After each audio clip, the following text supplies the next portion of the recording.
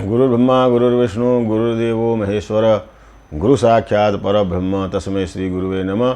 सभी सनातन प्रेमी बंधुजनों को मेरा जय श्री कृष्णा।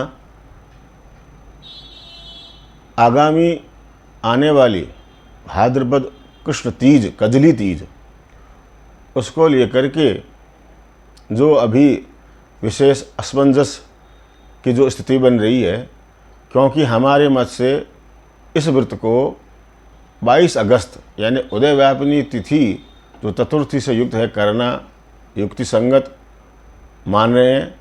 लेकिन जो हमारे अन्य विद्वान हैं, विशेष करके उसमें ज्योतिष के तीनों स्कंधों में प्रकांड विद्वान ज्योतिषाचार्य नीमच के श्री भागीरथ जी जोशी, जो भादवा माता पंचांग के कर्ता हैं, उनके मत से 22 अगस्त से एक दिन पूर्व यानी कि द्वितीया के बाद में जब तृतीया आती है और जो चंद्रोदय व्यापिनी है उसको करना ही श्रेष्ठ है। और इस विषय को लेकर के उन्होंने एक वीडियो डाला है कि कजली तीज पर घमासान। तो इसी विषय पर मैं कहता हूं कि उन्होंने जो इस वीडियो में विशेष करके मेरे को केंद्रित करके मेरा एक पूर्व का वीडियो उसमें सम्मिलित करके शेयर करते हुए कुछ आक्षेप उन्होंने मेरे पर लगाए हैं। तो क्रमशः मैं उन जोशी जी को उन आक्षेपों का अपने तरफ से उत्तर देने का प्रयास करता हूं। और मैं समस्त जो दर्शक हैं, इस वीडियो को देख रहा है, उनको भी ये बताना चाहता हूं कि वो किस प्रकार से एक मेरे पर तो आरोप लगा कि मैं भ्रम उत्पन्न कर रहा हूं, उटपटांग वीडियो डाल रहा हूं। लेकिन वास्तविक स्थिति क्या है, कौन झूठ बोल रहा है, कौन भ्रम की स्थिति पैदा कर रहा है, इस पर मैं क्रम से, चाहे युग्मायुग तिथियों के बारे में हो अथवा मेरे एक अन्य वीडियो में जो कृतसार समुच्चय का उद्धरण ये करके जो बात कही ही उसका उन्होंने उल्लेख किया। इसी के साथ में विशालाक्षी व्रत ही उनके अनुसार कजली तीज है, व्रत है, उसको लेकर के एवं व्यक्तिगत रूप से उन्होंने मेरे पर जो ये आरोप लगाया कि मैं फेक आईडी से, अन्य किसी आईडी से यूट्यूब चैनल चलाता हूँ, वहाँ वीडियो डालता हूँ और अपने मुंह मियाँ मिट्ठू खुद ही बड़ाई करता हूँ। इन सभी विषयों को समाहित करते हुए मैं इस वीडियो में उनको प्रत्युत्तर देने का प्रयास करता हूँ। उसमें भी सबसे प्रथम मैंने अपने पूर्व के एक वीडियो में जो ये बात कही कि जो जोशी जी महाराज कह रहे हैं, भागीरथ जी जोशी जी नीमच वाले, कि जो निर्णय सिंधु ग्रंथ है, वैसे निर्णय सिंधु ग्रंथ को तो वो मान्यता ही नहीं देते, वो मानते ही नहीं, फिर भी वो कहते हैं कि जयसिंह कल्पद्रुम ग्रंथ में निर्णय सिंधु ग्रंथ का कहीं कोई उल्लेख नहीं है। क्योंकि मैंने उनके एक वीडियो पर ये कमेंट किया कि जयसिंह कल्पद्रुम में, जिसको आप निर्णय सिंधु को नहीं मान रहे हैं, उस जयसिंह कल्पद्रुमकार ने ही कई स्थानों पर ये जो निर्णय सिंधु है उनको कोट किया है। तो उन्होंने ये कहा कि मैं झूठ बोल रहा हूँ और ये जो जयसिंह कल्पद्रुम नाम का ग्रंथ है वो तो निर्णय सिंधु से बहुत पहले प्रकाश में आया। इसलिए जो ग्रंथ पहले लिखा गया उस ग्रंथ में बाद में लिखे हुए ग्रंथ का उद्धरण कैसे हो सकता है। तो हे महाराज जोशी जी, भागीरथ जी, आपका ये जो झूठ है अथवा आपका ये जो कुचक्र है, उसको तोड़ने के लिए मैं कुछ साक्ष्य आप सहित सब दर्शकों के सामने रखना चाहता हूं और रखता हूं।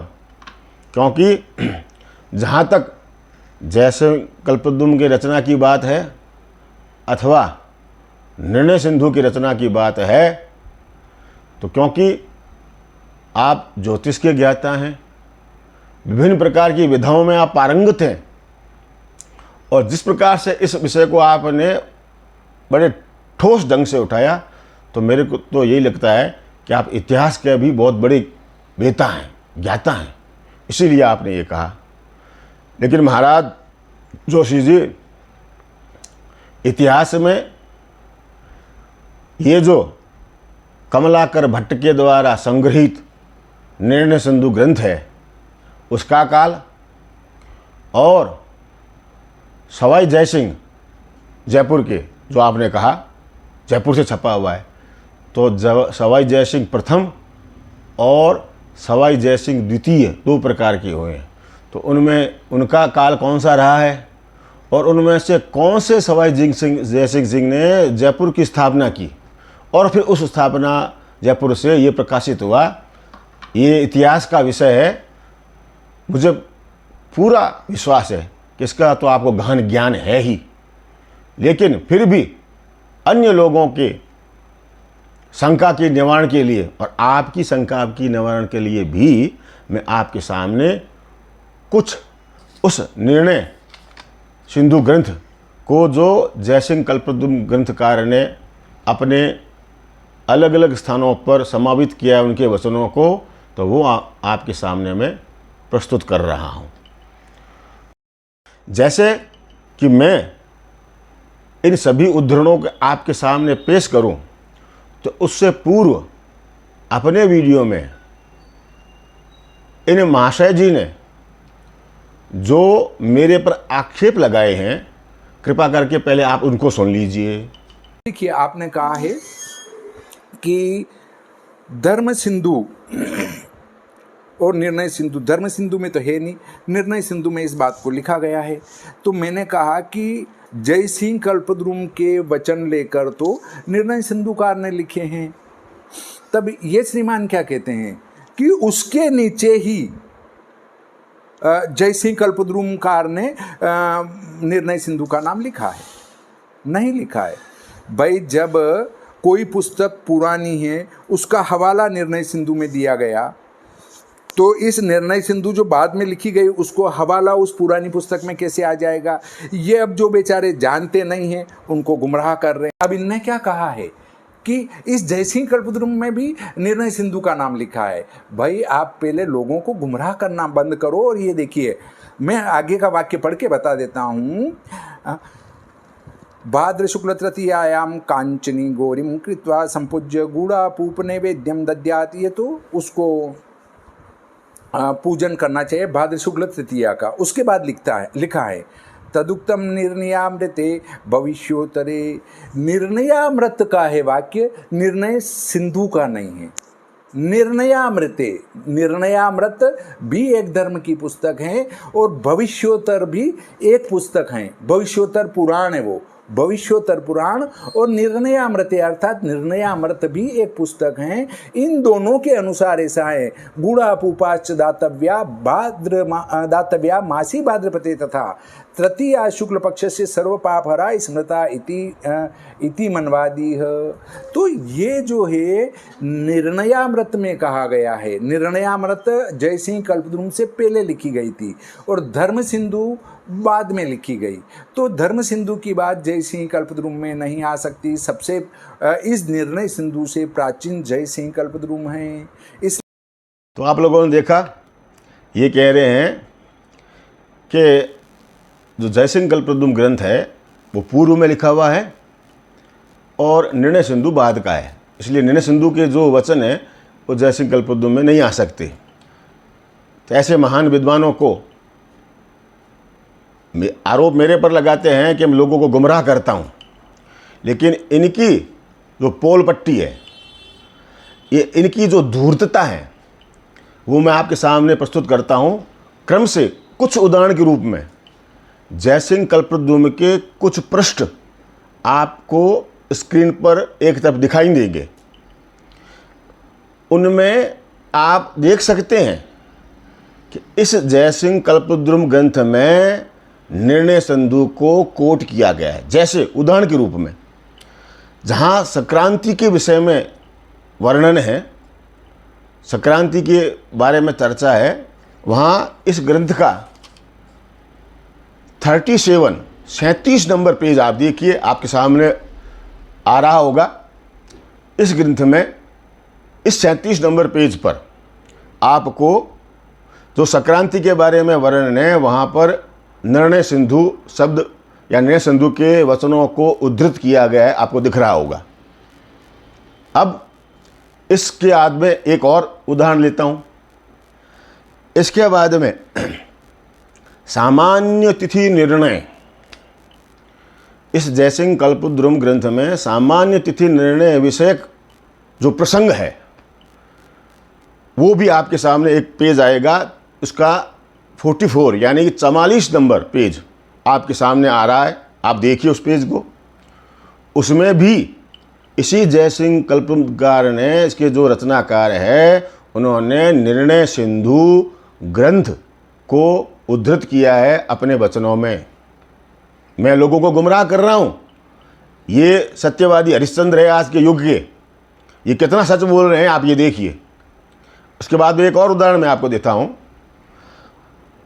दान धर्मादि काल निर्णय विषयक जो प्रसंग इस जयसिंह कल्पद्रुम में है, उसका 53 यानी कि 53 नंबर पेज मैं कोशिश कर रहा हूँ कि वो पेज भी आपके सामने आए और उसको आप देखिए। उसमें भी निर्णय सिंधु ऐसा उस ग्रंथ का नाम उद्धृत किया गया है, क्योंकि निर्णय सिंधु के वचनों को वहाँ उन्होंने ग्रहण किया है। तो आप देख रहे हैं कौन सा ग्रंथ पूर्व का है, कौन सा ग्रंथ बाद का है, और कौन झूठ बोल रहा है, कौन लोगों को गुमराह कर रहा है, ये आपके सामने स्पष्ट हो रहा है। मैं इसीलिए प्रमाण रूप में ये जो पेज है वो आपके सामने स्पष्ट करने की कोशिश कर रहा हूँ। इसके बाद फिर देखिए एक और प्रतिपद तिथि व्रत निर्णय आदि जो प्रसंग है, यानी प्रतिपदा के एकम के विषय में जो व्रत के निर्णय आदि है, उनके प्रसंग में 67 यानी कि 67 नंबर का ये पेज है, वो भी आपके सामने आ रहा है। उस पेज में भी इनका जो कहना है कि पूर्व में लिखा हुआ ग्रंथ जयसिंह कल्पद्रुम, जिसमें निर्णय सिंधु ग्रंथ को कोट नहीं किया जा सकता, क्योंकि तो पहले लिख दिया गया था। आप देखिए इस 67 नंबर पेज में उसका उद्धरण है। उसके बाद उसका अगला ही पेज 68 नंबर पेज, वो भी आपके सामने आएगा, आ रहा है उसी प्रसंग में। उसमें भी इस जयसिंह कल्पद्रुम ग्रंथकार ने निर्णय सिंधु ग्रंथ को अपने वचनों में स्थान दिया है। और फिर आगे इसी प्रसंग में 83 यानी 83 नंबर पेज, वो भी आपके सामने प्रकट करना चाहता हूं। उसको भी आप देखिए। उसमें भी इस ग्रंथकार ने, यानी कि इनके हिसाब से जो जयसिंह कल्पद्रुम ग्रंथकार है, जो कि पूर्व के हैं और निर्णय सिंधु बाद का है, उसको उद्धृत किया है। और अंत में तृतीया वृत्ति निर्णय, उसका अब बहुत से हैं, क्योंकि बहुत बड़ा ग्रंथ है, मानक ग्रंथ है, हम भी मानते हैं, ऐसे वहाँ नहीं है। लेकिन ये जो बात की सरासर झूठ है, अपने वाक्यों को ऊपर रखना, क्योंकि इन्होंने तो निर्णय सिंधु ग्रंथ को कोई ग्रंथ ही नहीं माना, इसलिए उस निर्णय सिंधु ग्रंथ को हर तरह से उसको हटाने के लिए, उसको अमान्य करने के लिए इस प्रकार की कोशिशें करते हैं। तो आप लोगों ने देखा कि इन्होंने कहा कि मेरे को पता नहीं, मैं लोगों को गुमराह करता हूँ, जयसिंह कल्पद्रुम ग्रंथ पूर्व में लिखा गया था, निर्णय सिंधु बाद में लिखा गया था, इसलिए निर्णय सिंधु के ग्रंथ का जो वचन है वो जयसिंह कल्पद्रुम में नहीं आ सकता। सप्रमाण मैंने आपके सामने ये प्रस्तुत किया है, और मेरे पास तो पुस्तक उपलब्ध है ही, लेकिन ये जो मैंने आपने प्रमाण किया है, तो आप जो भी सज्जन हैं उसको नेट के माध्यम से भी सर्च करके इस ग्रंथ को आप देख करके, और भी आगे बहुत सी जगहों पर निर्णय सिंधु का वचनों को उद्धृत किया है। और महानुभाव जोशी जी, आप अपनी शंका को या अपने आप के जो मन में जो मिथक है उसको तोड़िए और जानिए कि जो जयसिंह कल्पद्रुम ग्रंथ है उसमें जगह जगह पर निर्णय सिंधु ग्रंथ को कोट किया गया है। जयसिंह कल्पद्रुम पर इनके इस वृथा प्रलाप पर इनको एक्सपोज भलीभांति करने के बाद में मैं दूसरे विषय पर आता हूँ। और दूसरा विषय ये है कि YouTube पर एक चैनल है @योगेश ओझा 191। इन महाशय जी का, जोशी जी का ये कहना है कि मैं लोगों को भ्रमित करने के लिए, लोगों को बेवकूफ़ बनाने के लिए इस चैनल पर उटपटांग वीडियो डालता हूँ। और इनका कहना ये भी है कि मैं ही इस चैनल को चलाता हूँ, ये मेरी फेक आईडी है और इन पर मैं वीडियो डालता हूँ और खुद कमेंट करके खुद की बड़ाई मैं खुद करता हूँ। यानी कि मुहावरे की भाषा में कहें तो मैं अपने मियाँ मुँह मिट्ठू हूँ, ये कहना चाहते हैं। तो हे भागीरथ जी जोशी जी महाराज, आप सुनिए, आपने कहा कि रिसर्च किया है, तो इस रिसर्च को और पूरा अच्छी तरह से रिसर्च कीजिए इस विषय को और पता लगाइए, क्योंकि जहाँ तक योगेश नाम का जो संबंध है मेरे से, तो मेरे निज संबंधी 3 योगेश हैं और उनमें भी 2 तो योगेश ओझा ही हैं। तो आप ये पता कीजिए कि वो योगेश ओझा का चैनल है या इस अशोक ओझा का फर्जी चैनल, फेक चैनल है जो कि आप कह रहे हैं। और इतना भर भी आप जो ये कह रहे हैं कि मैं ही ये चैनल चलाता हूँ, जो कि आपने मेरे को व्यक्तिगत रूप से मेरे पर ये आक्षेप किया है, तो मैं ये चैनल चलाता हूँ, तो इसके लिए तो फिर मैं यही कह सकता हूँ कि सुनिए जोशी जी महाराज, भागीरथ जी, तो इसमें जो बीकानेर में जितने भी ओझा बंधु हैं, वो जहाँ कहीं भी कमेंट करते हैं या किसी पोस्ट पर अपना मंतव्य देते हैं, तो आप ये समझ लिए कि वो भी फिर मैं ही कर रहा हूँ। आपकी दृष्टि में जब ओझा शब्द के साथ में आप जोड़ करके उसको आप मेरी आईडी मान रहे हैं, तो आप ऐसा भी मान सकते हैं। और बंधुवरों, देखो, इन्होंने इनका जो करनी और कथनी होती है, तो उसी प्रकार से इनके जो 2 अलग अलग मंतव्य हैं, खास करके मेरे को लेकर के, और उसमें भी क्या कि वो किसी जो व्हाट्सएप ग्रुप है उसमें शामिल करने को लेकर के ये कहते हैं, एक वीडियो में तो ये कहते हैं कि इनकी मेरे से बात हुई और मैंने इनसे कहा, तो मैंने इनसे कहा, ये तो इसका मतलब ये हो गया कि मैंने उनसे अनुनय विनय किया, तो इन्होंने मेरे को उस ग्रुप में शामिल किया। जब एक वीडियो में मैंने इसका खंडन किया, तो ये कहते हैं, आगे ये वीडियो दोनों आपके सामने चले जाएंगे, तो ये कहते हैं कि नहीं मैं झूठ बोल रहा हूँ। इनको खुद को जब ये पता चला कि मैं एक पंचांग करता हूँ, तो इन्होंने मेरे को ग्रुप में शामिल किया और ब्रॉडकास्ट में भी शामिल किया। तो ये 2 तरह की बातें कर रहे हैं। आप इनका ये वीडियो देखिए, दोनों तरह की वीडियो आपके सामने पेश है, ये किस प्रकार की ये दोहरी बात ये करते हैं। उक्त संबंध में मैं आपको बता दूं कि इन महाशय जी ने पूर्व में आदरणीय पंडित साहब ने बताया था कि मैं एक पंचांगकर्ता हूं, तो मैंने इनको पंचांगकर्ता की लिस्ट में शामिल करके ब्रॉडकास्ट में भी जोड़ा। और हमारा एक पंचांगकर्ता का ग्रुप है जिसमें विभिन्न प्रकार के शास्त्रार्थ किए जाते हैं। किसी व्रत पर्व को लेके कोई समस्या है तो उसमें शास्त्रार्थ करते हैं। दूसरा आपने कहा कि ये कह रहे हैं भागीरथ जी कि मैंने उनसे बहुत अनुनय विनय की, उसके बाद उनने पंचांगकर्ताओं के ग्रुप में मेरे को जोड़ा। ऐसी बात नहीं है, ये आप बिल्कुल झूठ बोल रहे हैं, लोगों पर मानसिक दबाव बनाना चाहते हैं ताकि वो आपकी बात को स्वीकार कर लें। मुझे जब किसी का पता चलता है कि ये पंचांग करता है, ये पंचांग बनाते हैं और उनके नंबर मेरे पास कहीं से भी आ जाते हैं, तो मैं उनको पंचांगकर्ताओं के ग्रुप में जोड़ देता हूँ। अब देखा आपने ये किस प्रकार से दो तरह की बातें करते हैं।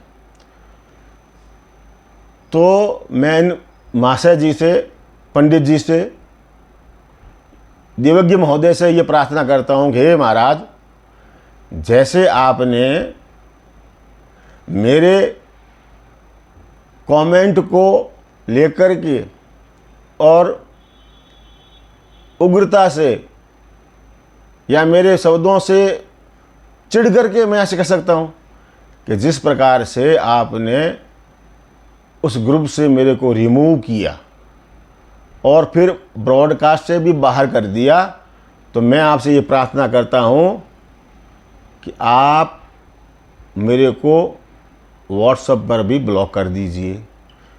क्यों?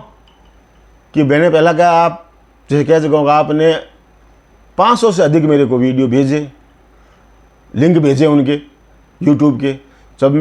आप जब भेजेंगे मैं वीडियो देखूँगा तो मैं कोई कमेंट करूँगा, फिर हो सकता है इसमें आपकी कोई दुखती नस दब जाए।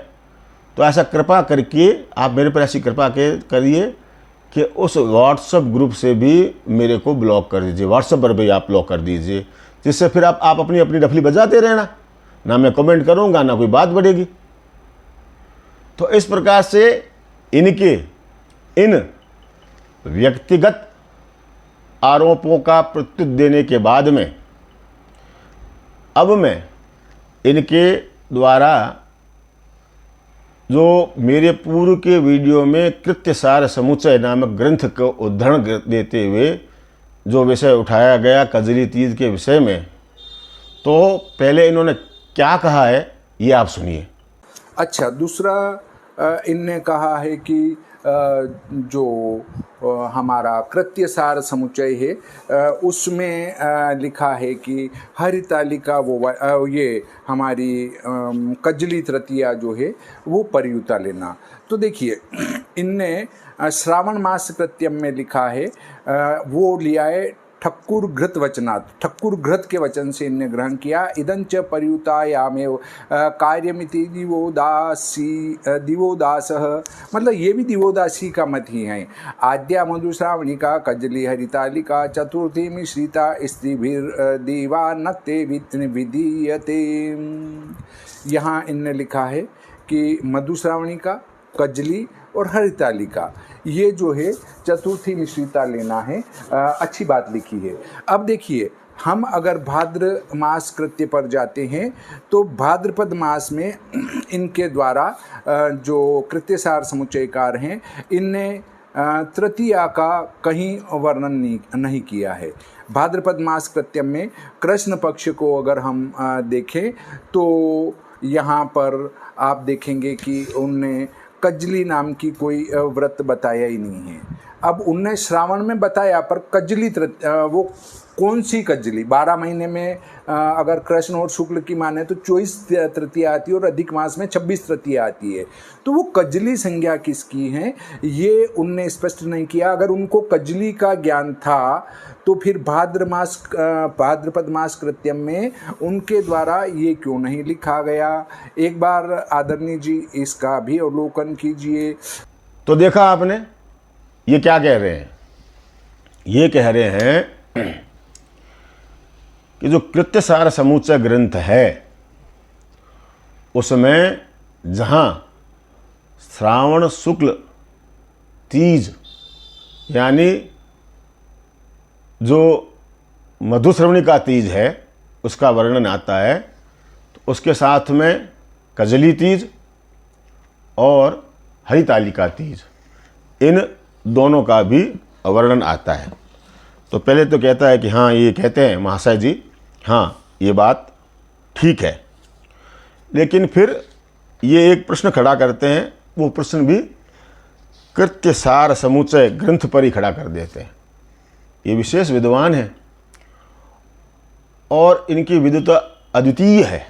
क्यों कि जो महोदय, जो विद्वान निर्णय सागर ग्रंथ को भी प्रश्नवाचक या उसकी मौलिकता, उसकी प्रामाणिकता पर प्रश्न कर सकते हैं, तो ये कहते हैं ये तो कोई ग्रंथ नहीं है, ये तो संग्रह मात्र है, तो उनके लिए कृतसार समुच्चय पर आक्षेप करना कोई बड़ी बात नहीं है, ये कर सकते हैं। उन्होंने किया है। और क्या किया है? क्योंकि श्रावण शुक्ल तृतीया मधुश्रवणिका तृतीया या नवस शुक्ला मधुश्रवणिका स्मृता, ऐसा जो उसमें लिखा हुआ है, तो उसके बाद में वो कृत्यसार समुच्चय ग्रंथ के जो रचनाकार लिखते हैं कि आद्या मधुश्रवणिका कजली हरितालिका चतुर्भिर मिश्रिता स्त्रीभिर देवा नकते विधीयते। यानी कि जो मधु श्रवणिका जो तीज है, यानी कि श्रावण शुक्ल पक्ष की तीज है, और जो हरितालिका तीज है उसका जो वर्णन है, लेकिन जो कजली तीज का वर्णन है वो भाद्रपद की कृष्ण तीज है, ऐसा कहीं उल्लेख नहीं है। तो इनका ये कहना है कि कहीं उल्लेख नहीं है तो साल भर में अधिक मास को साथ में लेते हुए ये कहते हैं कि समस्त तीज में से कौन सी कजली तीज का आप ग्रहण करोगे, ये प्रश्न उठाते हैं। और ये कहते हैं कि कृत्यसार समुच्चय में इसका कोई खुलासा नहीं है। तो ये तो महान बुद्धिमान है और विशेष अर्थ को भी ग्रहण कर लेते हैं, लेकिन जो साधारण अर्थ करने वाला भी है वो इस स्पष्ट को, इस अर्थ को आराम से जान सकता है, पहचान सकता है कि जब ऐसा लिखा जाता है। और मैं आपके सामने कोशिश करूंगा कि ये पेज भी, जो कृत्यसार समुच्चय का जो पेज है श्रावण कृत्य का, वो भी आपके सामने आए। तो उसमें ये आप देख रहे होंगे कि आद्या मधुश्रवणिका कजली हरितालिका, तो इसमें मधुश्रवणिका में कोई संशय नहीं है, ये खुद ग्रंथकार कह रहे हैं कि श्रावण शुक्ल की जो तीज है वो मधुश्रवणिका है।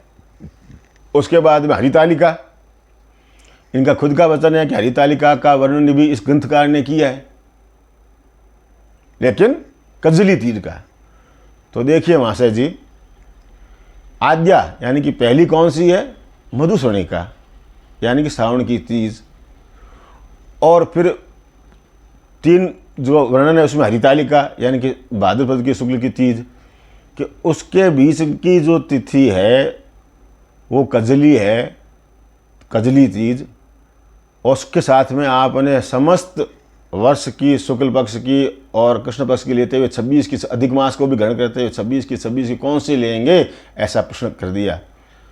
तो साधारण व्यक्ति भी ये समझ सकता है कि श्रावण शुक्ल के बाद में भाद्र मास का, श्रावण शुक्ल मास के बाद में भाद्रपद मास आता है, और अगर भाद्रपद मास के शुक्ल पक्ष की हरितालिका है तो श्रावण शुक्ल की तीज और भाद्रमाद की हरितालिका के बीच की जो तीज है वो भाद्र कृष्ण पक्ष की कजली तीज ही हो सकती है, और कोई हो ही नहीं सकती। ये सामान्य सा अर्थ है, लेकिन आप इस अर्थ को नहीं ग्रहण करेंगे, मुझे पता है।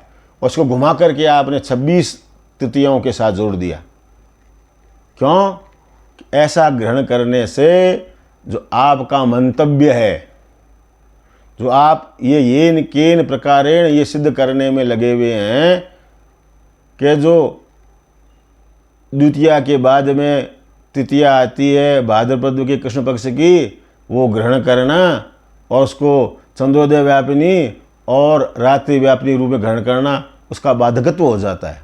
इसलिए आपको ये ग्रहण करें बिल्कुल भी नहीं करेंगे, मुझे को पता है। और इसके साथ में एक आपने और प्रश्न खड़ा कर दिया, जो वीडियो हम सबने सुना। आप कह रहे हैं कि इस कृत्यसार समुच्चय ग्रंथकर्ता ने भाद्रपद मास के कृष्ण पक्ष का वर्णन करते हुए तीज का या कजली तीज का कहीं कोई वर्णन ही नहीं किया। शुक्ल पक्ष में, श्रावण की शुक्ल पक्ष में तो कर दिया, लेकिन भाद्रपद में कहीं उल्लेख ही नहीं किया।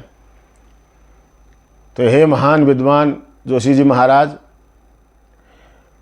समस्त जो और ग्रंथ हैं जिसमें चाहे उसमें निर्णय सिंधु हो चाहे अन्य ग्रंथ हों, उनमें इन तीनों जो तीज के व्रत हैं उनका समान रूप से जो वर्णन है खास करके हरितालिका व्रत के अंतर ही समाहित करके दिया हुआ है। अर्थात हरितालिका व्रत के जो ग्रहण करने की विधि है, यानी कि उदय अपनी तिथि और चतुर्थी से युक्त हो वो ग्रहण करना, ये जो नियम है वो जो सावन की तीज पर भी लागू होता है और कजली तीज पर भी लागू होता है।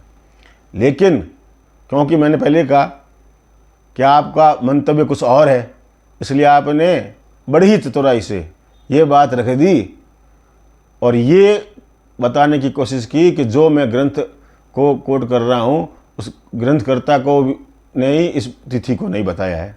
तो मैं आपको बताना चाहता हूँ महाराज जी कि जहाँ भाद्रपद मास का प्रसंग आता है तो उसमें जैसे मैंने कहा हरितालिका व्रत का जो वर्णन है उसमें भाद्र शुक्ल तृतीयायाम हरितालिका तथा ही देवोदासीये और फिर जो आपने भी बार बार कोट किया कि ये देवोदासीय का वचन है, उसको चतुर्थी युक्त लेना चाहिए। उसके बाद में ये ग्रंथकर्ता लिखते हैं तो शायद आपके ध्यान में नहीं आया या आपने जानबूझकर इसको इग्नोर कर दिया, क्योंकि इस पंक्ति को आप उठाते तो जो आपका जो ये विचार है कि कहीं वर्णन ही नहीं किया तो वो गलत हो जाता।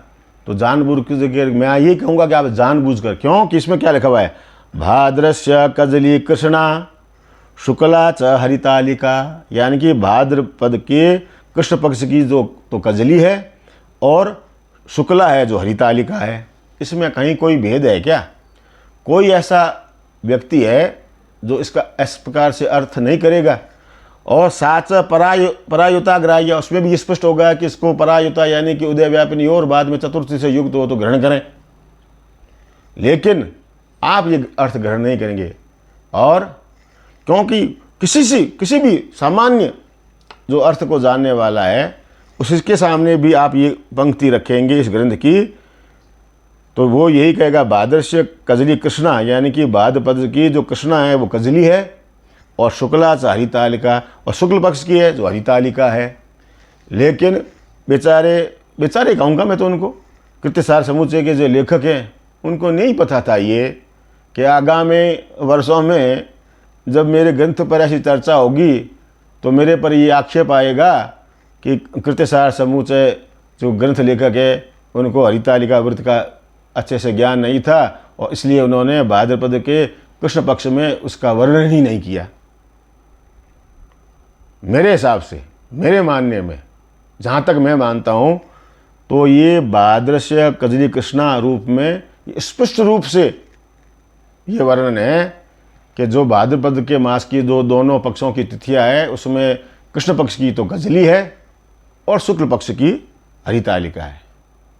इस प्रकार से बंधु लोगों, इन्होंने कृत्यसार समुच्चय ग्रंथ को लेकर के भी जो अपना ये जो मंतव्य मेरे पर मढ़ा कि मैंने गलत तरीके से ग्रंथों को कोट किया है, तो वो भी इनके इस कुचक्र को आपके सामने मैंने तोड़ा है।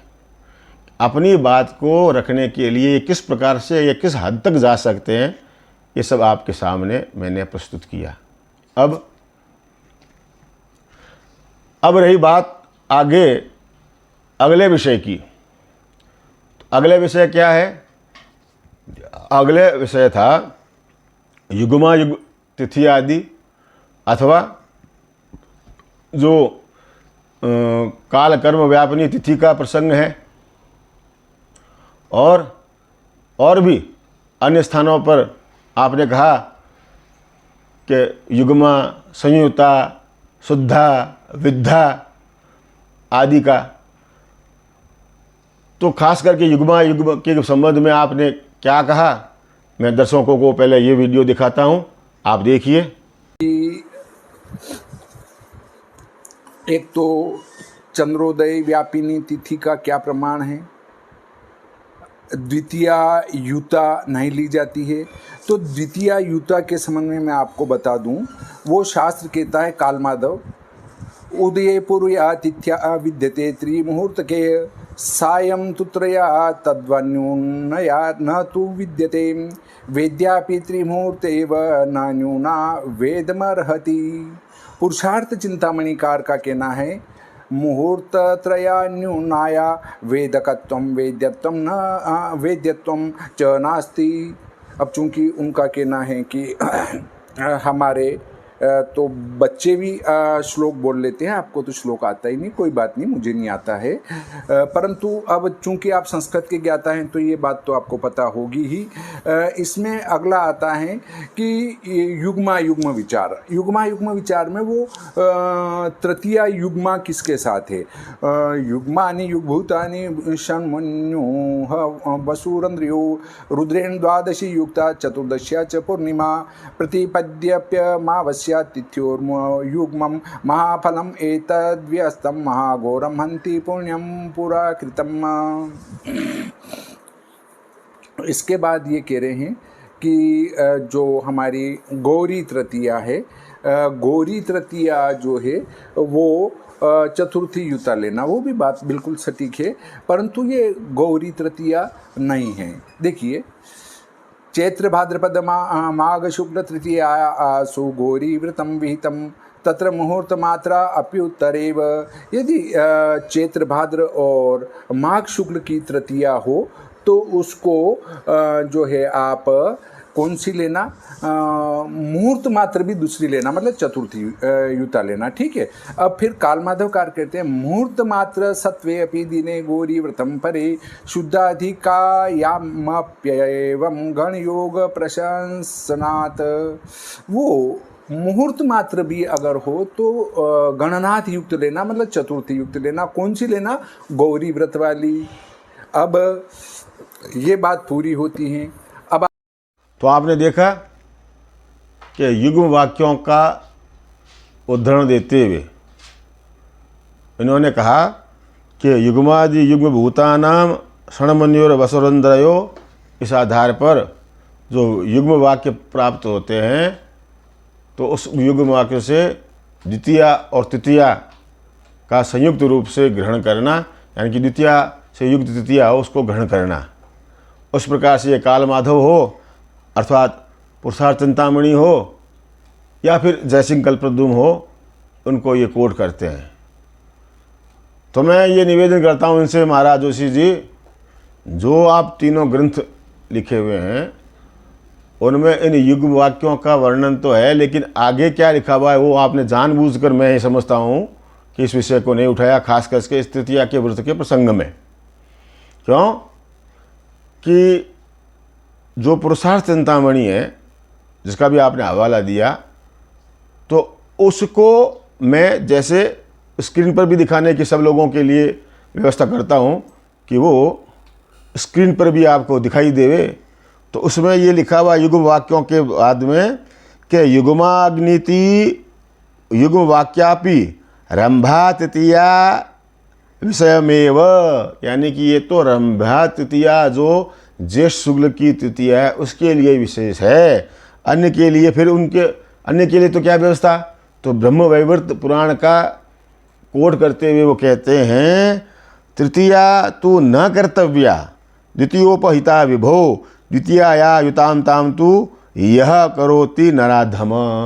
इस प्रकार से जो युग्म वाक्य है जो आपने वो कहा वो इस तृतीया अथवा तृतीया के व्रतों में के लिए ग्राह्य नहीं है, वो तो सिर्फ रंभा व्रता जो व्रत है जो ज्येष्ठ शुक्ल की तीज उसके लिए है। और भी मैं आपको कहता हूँ, बताता हूँ कि स्मृति के संदर्भ में इन सब बातों को कोट करते हुए लिखते हैं कि रमाख्याम वर्जयित्वा तु तृतीया मुनिषत्तम अन्येषु सर्वकार्येषु गणयुक्ता प्रशस्यते। अन्येषु सर्वकार्येषु, यानी कि तृतीया के संबंधित जितने भी अन्य कार्य हैं वो व्रत के हों आदि हों कोई भी हों तो उनके लिए गणयुक्ता, गुणयुक्त आप अर्थ समझते हैं, आपने बार बार किया है, ये ठीक है, ये अच्छा है, ऐसा आपने उद्धरण किया है।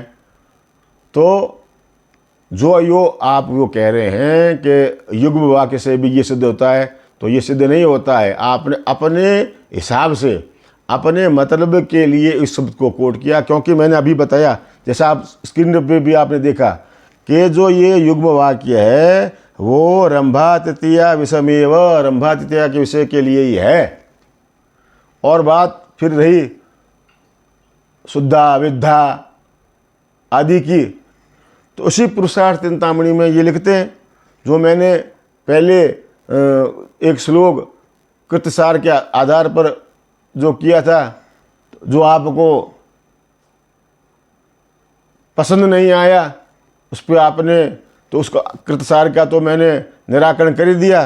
अब फिर से मैं ये आपको बताता हूँ इसी पुरुषार्थ चिंतामणि के संदर्भ से कि जो ये जो व्रत वो करते हैं, तो उसमें जो कहते हैं कला काष्ठा या चैव द्वितीया संप्रदश्यते सा तृतीया न कर्तव्या गण संयुक्ता, यानी कि उदयमान के बाद में, सूर्योदय के बाद में कला आकाश। अबे ये तो आप महान विद्वान हैं साहब, ज्योतिष के प्रकांड विद्वान हैं, कला का मान क्या होता है, आकाष्ठा किसे कहते हैं।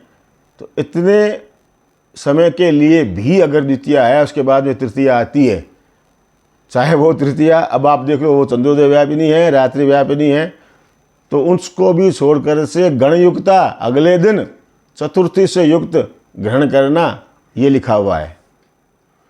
तो इस प्रकार से इनके जो सारे आक्षेप हैं और ये जो सारे आरोप आक्षेप हैं वो निराधार भी हैं, तथ्यहीन भी हैं और हास्यास्पद हैं, विशेष करके जो इन्होंने। और इसी संदर्भ में जब कला काष्ठ आदि का जब वर्णन आता है ना, तो वो जो आपका एक और स्टैंड है ना कि काल कर्म व्यापिनी, तो अगर सूर्योदय से कुछ समय के लिए भी कला के मान से, कला काष्ठा के मान के मात्र भी अगर द्वितीया है और उसके बाद वो जो तृतीया आती है, तो ऐसी तृतीया को छोड़ करके तो उसमें वो काल कर्म का जो समय है वो भी आ जाता है। उसको छोड़ते हुए भी अगले दिन सूर्योदय व्यापिनी जो तृतीया, जो तृतीया के बाद में जो चतुर्थी है, ऐसे तृतीया में व्रत करना, तृतीया के व्रत करना, उसमें कजली तीज भी है, सार्थक है। ये मैंने आपके सामने प्रस्तुत किया। अब आगे के संदर्भ में, आगे के इस वीडियो में इन्होंने इन सब के बारे में प्रबल रूप से जयसिंह कल्पद्रुम के द्वारा ये सिद्ध करने का प्रयास किया कि जो ये विशालाक्षी व्रत है, विशालाक्षी यात्रा, उसके साथ में उपवास और फिर रात्रि जागरण, तो ये रात्रि व्यापिनी ग्रहण करना ऐसा लिखा हुआ है। और जो जयसिंह कल्पद्रुम है उसमें भाद्र पक्ष में अलग से, भाद्र पक्ष के जो मास का वर्णन है वहाँ अलग से कजली तीज का कोई वर्णन नहीं है। इसलिए ये जो विशालाक्षी व्रत है वही कजली तीज है। और क्योंकि उसको रात्रि में करना चाहिए, इसलिए रात्रि व्यापिनी या चंद्रोदय व्यापिनी ग्रहण करना, यह आपने कहा और सिद्ध कर दिया अपने तरफ से। तो हे महाराज जोशी जी, ये बात सुनिए, ये जो आपने कहा है ना, वो भी अपने मतलब को सिद्ध, क्योंकि आपने लिख दिया, इसलिए येन केन प्रकारेण इसको आपको उचित ठहराना है। तो इसको आपने इस रूप में प्रस्तुत किया। तो मैं अब आपको ये दिखाता हूं। विदानात, देखिए यहाँ इनने स्पष्ट लिखा है कि तृतीया का व्रत रात्रि व्यापिनी में करना चाहिए। अब ये कह रहे हैं कि नहीं वो तो विशालाक्षी का है।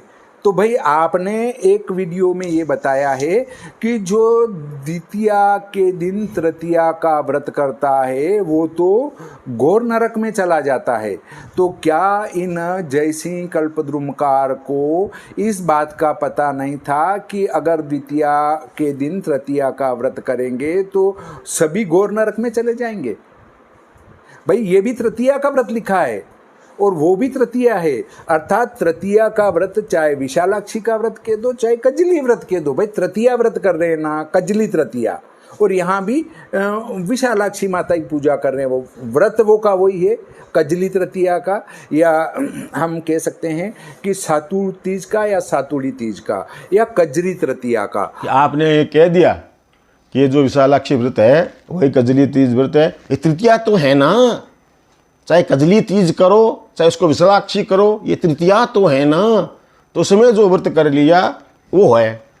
हमारे तो गौरी शब्द को उद्धरण कर दिया तो आपको बड़ा कष्ट हो गया, ये तो गौरी व्रत के हैं जी, इसको इसमें नहीं ले सकते, इसको इसका साथ है। हरितालिका व्रत के संदर्भ में हरितालिका के व्रत के समान ही उनको करना, इसको लेकर के उदाहरण दिया, और मुहूर्त माते भी जो श्लोक बोला उसमें गौरी शब्द आ गया, तो आप ये तो गौरी व्रत है, इसको आप इसके कैसे जोड़ रहे हो। लेकिन विशालाक्षी व्रत है वही कजली तीज है। अब आप ठहरिए, सुनिए और देखिए, जिस जयसिंह कल्पद्रुम को आपने उद्धृत किया तो उसका 163 नंबर पेज, उसमें एक साथ आपके दो जो झूठ हैं वो उजागर होंगे, और आपकी जो ये दोगलापन है ना वो भी जागर होगा। कैसे? जयसिंह कल्पद्रुम का 163 नंबर पेज, उस पेज में श्रावण पक्ष के तृतीया का वर्णन आता है। तो उसमें श्रावण पक्ष की कृष्ण तीज को जो आप मानते हैं निर्णय जयसिंह कल्पद्रुम, और जो निर्णय सिंधु से भी पहले का है, वो ज़्यादा प्रामाणिक हम भी मानते हैं, हमारे जयपुर का है, हमारे राजस्थान का है, वो भी मानते हैं, मान है, हमें गौरव है। लेकिन उस जयसिंह कल्पद्रुमकार ने सावन के कृष्ण की तीज को ही कजली तीज माना हुआ है। महाराज जी देखिए, और उसके नीचे उसमें भी परायुता, या सब कजली तीज परायुता ग्राह्या, हाँ, और फिर उसके नीचे सावन शुक्ल की तीज जो मधुश्री का है, उसमें दो, मैंने कहा दो, पहला तो ये आपका ये हो गया कि अगर वो कजली तीज सावन शुक्ल की, सावन कृष्ण की तीज कजली तीज है और जयसिंह कल्पद्रुम ने इसको मान ली, तो आप उसको छोड़ करके ये क्यों साबित करने पर अड़े हुए हो कि जो विशालाक्षी व्रत है वही कजली तीज है। जयसिंह कल्पद्रुम आपके लिए प्रमाणिक ग्रंथ है, तो उसका ये प्रमाण कि जो कजली तीज है वो सावन कृष्ण की होती है, वो आप क्यों नहीं मानते हो? वो विशालाक्षी ही है, उसको आप सिद्ध करने में क्यों अड़े हुए हो? एक बात। और दूसरी, इसके कजली तीज का जो सावन कृष्ण का है वर्णन, उसके बाद में वो सावन शुक्ल तीज का जो मधुश्री का उसका वर्णन करते हैं, उसमें भी देखो आप बाद में लिखा हुआ है निर्णय सिंधो। तो दो बात, आप जो बाबरा कहते हैं ना निर्णय सिंधु का कहीं वर्णन नहीं है, ये तो बाद का ग्रंथ है, इसमें है निर्णय सिंधु ग्रंथ। जयसिंह कल्पद्रुम जो आपने कहा, उसमें बार बार मैंने पहले शुरू में बताया कि जयसिंह कल्पद्रुम में कहाँ कहाँ हैं, अनेकों जगह हैं, कुछ उदाहरण के रूप में। तो उसी उदाहरण के रूप में 163 163 ये जो नंबर पेज है उस पर ये उद्धरण है। और मेरे पास में ये जयसिंह कल्पद्रुम की हार्ड कॉपी है, सॉफ्ट कॉपी के माध्यम से मैंने स्क्रीन पर लगाए हैं। आपके पास में ऐसा कौन सा जयसिंह कल्पद्रुम ग्रंथ है, आप उपस्थित करके बता दीजिए कि जिसमें मैंने इतने बताए कि निर्णय सिंधु का कहीं वर्णन नहीं है।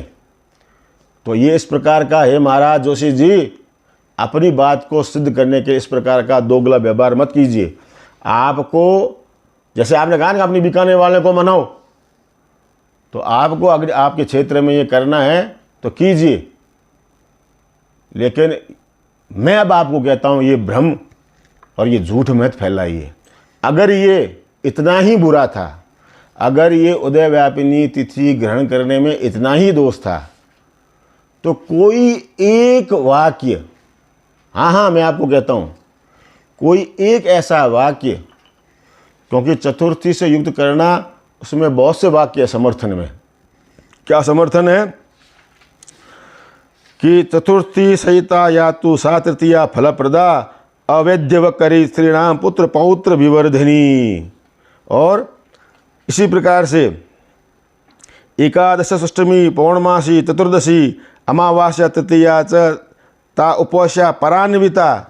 और ये भी विष्णु धर्मोत्तर के वचन से बहुत से शुभ वाक्य या उनके शुभ फल की प्राप्ति का योग चतुर्थी के संयोग में लिखा हुआ है।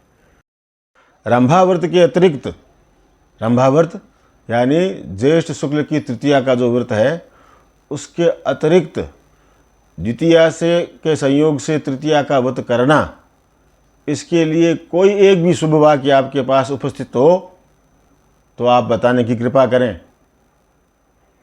और साथ में ये मैं कहना चाहता हूँ कि मैं कितना झूठा हूँ या मैं कितने उटपटांग वीडियो बनाता हूँ, उसको छोड़ करके जो सत्य है उसको आप स्वीकार कीजिए। किसी भी कारण से अगर आप ये मान बैठे हैं कि तृतीया का इस प्रकार से करना, तो इसका भली प्रकार से मैंने निराकरण कर दिया है। और उन आरोपों की, उन जो आक्षेप आपने मेरे को व्यक्तिगत रूप से लगाए हैं, उनको अब और मैं इस विषय को, इस वीडियो को ज़्यादा लंबा न करते हुए एक बात और अंत में रखना चाहता हूँ। और वो बात क्या है कि इन्होंने उद्धरण किया कि इनके गुरुजी कहते थे कि समझा समझा समझा कि नहीं समझा, समझा समझा समझा नहीं समझा। ये बात आप पर लागू होती है या मेरे पर लागू होती है, आप खुद ये तय कीजिए। और फिर आप तो महान विद्वान हैं, सर्वज्ञ। तो विद्या विवादाय धनम मदाय शक्ति परेशान परपीडनाय खलस्य साधु विपरीतमेतत् ज्ञानाय दानाय रक्षणाय च। तो आप और हम, जैसे आपने कहा ना, एक ही मार्ग पर चलने वाले हैं। तो अपने अहंकार को और अपने इस हठवादिता को छोड़ करके जो सत्य है उसको स्वीकार करने की कोशिश कीजिए। क्यों कि जिस पंचांग का नाम लेने से आपको विशेष पीड़ा हुई,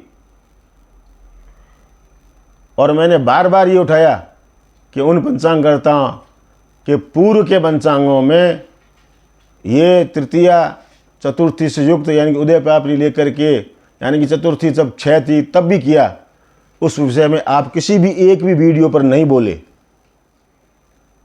क्यों नहीं बोले? क्या आप उसमें जब वो ये उन पंचांगों में ये मूर्त ये व्रत उसमें लगा रहे थे उदय व्यापनी तृतीया में, चतुर्थी के संयोग में, तो क्या आप सुषुप्ता अवस्था में थे क्या?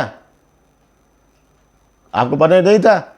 ये कारकल्प व्यापिनी, ये उदय व्यापिनी, या ये चंद्रोदय व्यापिनी, या युता परयुता संयुता, उस समय आप कहाँ चले गए थे? क्योंकि वो और आप अब एक ही थाली के चट्टे बट्टे हो गए हैं, इसलिए आप उनका पक्ष लेते हैं, उनका नाम लेते हैं, आपको पीड़ा होती है। फिर भी मैं ये कहता हूँ कि जैसी जिसकी मति वैसी कहे बनाए, और ताको बुरो न मानिए। जय श्री राम, जय श्री राम, जय श्री राम। और अंत में ये किस प्रकार से दोहरा मापदंड अपनाते हैं उनको भी मैं दिखाता हूं।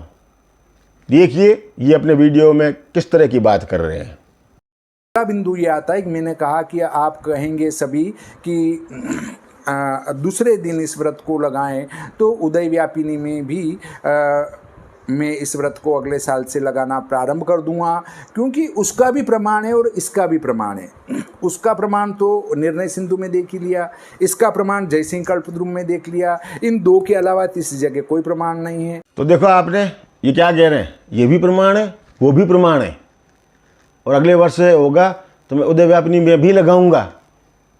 वाह रे वाह जोशी जी महाराज, दोनों प्रमाण हैं। निर्णय सिंधु ग्रंथ प्रमाण है।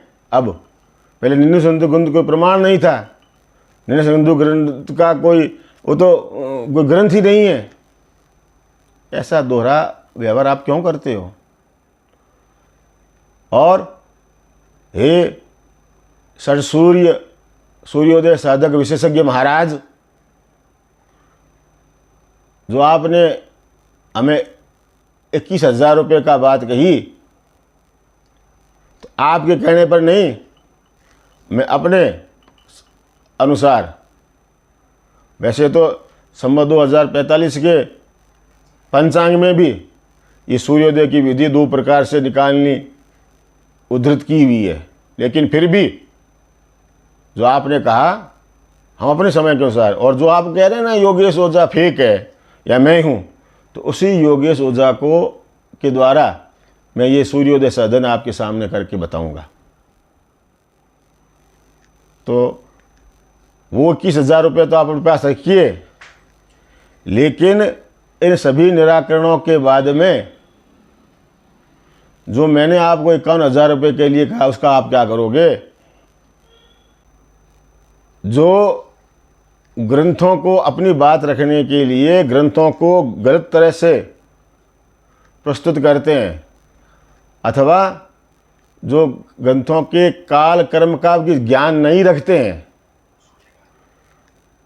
उनको इस प्रकार से सूर्योदय साधन करके दिखाओ, ये करके दिखाओ, ऐसी बातें या ऐसी थोथी डींगे हाँकनी नहीं चाहिए, उनको शोभा नहीं देती है। अंत में मैं इस सभी प्रकार के प्रपंच को विराम इसलिए कहता हूँ क्योंकि इन्होंने भी अभी कहा कि अगले वर्ष हम उदय व्यापनी में भी देंगे, तो इस कारण से हमारा मत तो कहीं भी गलत नहीं है।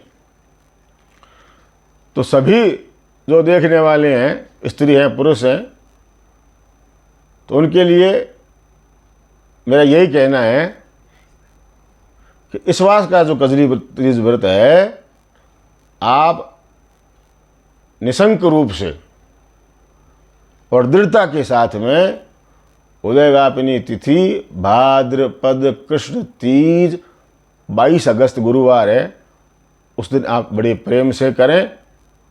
जय श्री कृष्ण, जय श्री कृष्ण।